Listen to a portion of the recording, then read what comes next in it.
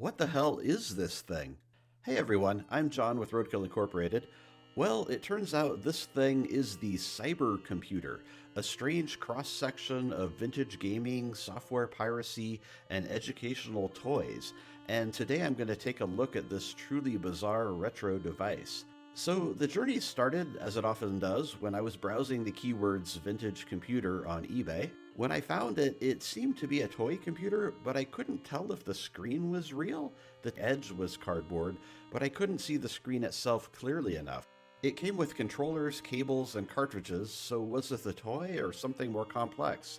I've always been fascinated by toy computers. VTech is the master of those. It's something about the gray area they occupy. Like I said, is it a toy or is it a real computer? While they're programmed to be educational toys, some of them are real computers underneath, with Z80 processors, video ports, basic language programming ability, and other features. I bought two of these cyber computers for around $50 each, one from Mexico and one from Serbia, so they definitely got around the world. Here's the box the Mexico one came in. There's no brand mentioned. Lots of marketing, but it's surprisingly generic. When I translated the Spanish, it says the brand is Cyber and the model is 3001. Imported from China? The one from Serbia says model 2002? Does that mean it was made in 2002? The eBay listing for the European version described it as the legendary cyber computer, that game with which we were all happy as children.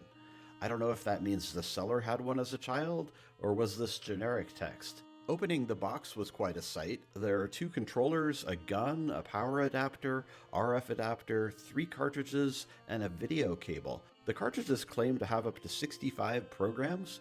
It's got US power, which would make sense for Mexico. Looks like you can use 2 AA batteries, making it quote-unquote portable, but when I opened the battery compartments, there were no battery terminals, so it's not actually wired for batteries. Opening up the lid, the big mystery is solved. The screen is not a screen, it's just an empty space, although the text on the box suggests there's a version with a screen.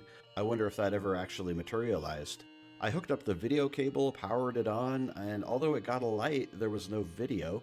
Maybe it needs a cartridge? I tried several times and only got glitched video, but after putting some deoxit on the connector, things cleared up, as is often the case with cartridge ports that haven't been used in decades. The board inside was super loose inside the cartridge casing. So finally I got a menu.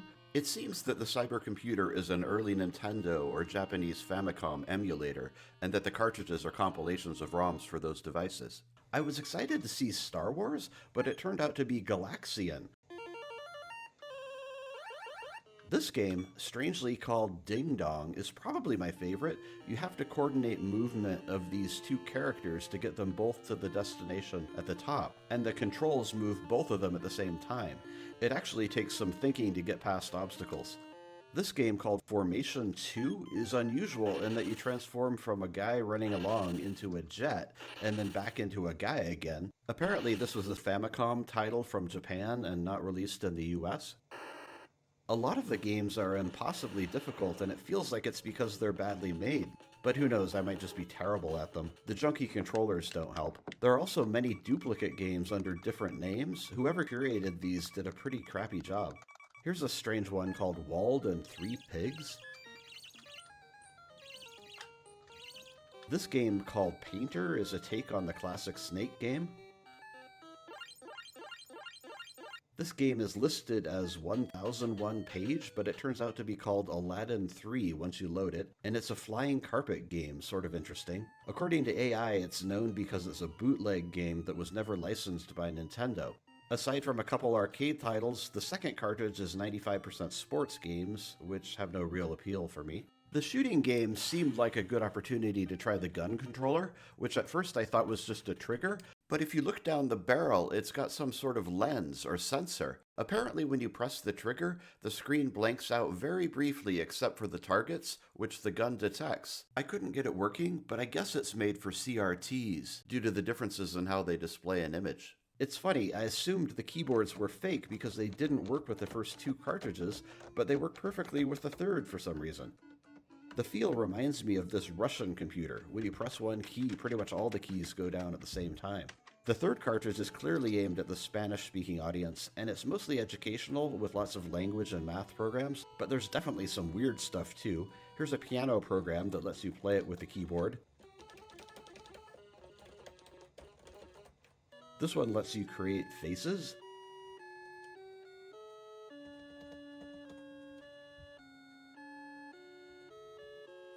And this one shows a CD player, and you can play different songs by pressing the buttons. This program appears to have an architectural theme, but it's unclear how you're supposed to load files or do anything else. I thought I'd open up the cybercomputer. There are tons of screws, and I had to remove some rubber feet to get all of them. I can't give you an analysis on par with what the 8-bit guy would do, but yeah, it's a very simple design, and that's most likely a Z80 processor in that big blob of glue. No wonder the button and trackpad don't work. They aren't physically connected to anything. I googled around, but I really couldn't find anything out there on the cybercomputer. More than anything, it reminds me of the massive wasteland of emulation gadgets you can buy on AliExpress, and it makes sense it's not branded because the manufacturer obviously knew the ROMs are illegal. But the difference is that this thing is old. The boxed one came with an RF adapter for television, so that tells me the 2002 year is most likely correct. If this is a standalone emulator that is 23 years old, I'd think it's probably one of the first of its kind. I guess it makes sense that a super cheap computer probably had a market in Mexico and Eastern Europe. The fact that it does emulation massively increases the appeal, yet it's a legitimate educational tool, which probably let it slip under the radar. As far as I'm aware, VTech never used emulation, I assume because it's an above-board company.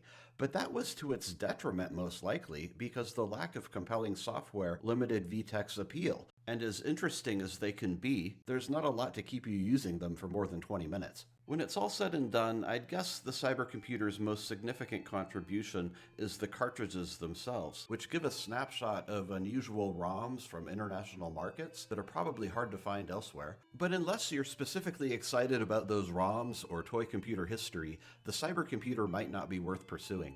After all, look at this crazy handheld device you can buy on AliExpress for just $20. 20,000 games built in. How could you ever beat that?